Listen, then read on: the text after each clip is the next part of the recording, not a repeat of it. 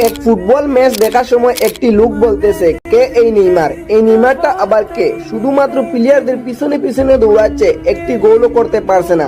এটা শুনে মনের মধ্যে অনেক দুঃখ লাগলো, কারণ আমরা ওই নেইমার দেখেছি যে নেইমার শুধু ব্রাজিলকে না, পুরা ফুটবল দুনিয়াকে নিজের স্কিল এবং ড্রিবলিং দিয়ে আতঙ্ক রাখতো। 2015 সালের কথা মনে আছে, যখন নেইমার বার্সেলোনাতে খেলতো।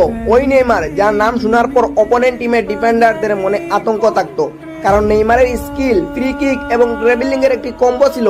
এই কারণে যে কোনো টিমের জন্য বিপজ্জনক ছিল। ওইসব টাকার জন্য নেইমার 2015 সালে লা লিগা, ইউভে চ্যাম্পিয়ন লিগ এবং ক্লাব ওয়ার্ল্ড কাপ সবগুলো জয়ী হয়েছিল। কিন্তু ফুটবল সবার জন্য সব সময় কনস্ট্যান্ট থাকে না।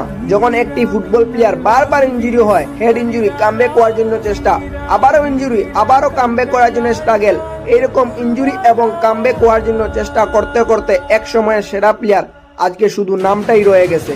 ফুটবল প্লেয়ারদের সাথে ইনজুরি সম্পর্কটা বহুত আগে থেকে চলে আসছে, আর এই সম্পর্ক অনেক প্লেয়ারদের ক্যারিয়ার শেষ করে দিয়েছে।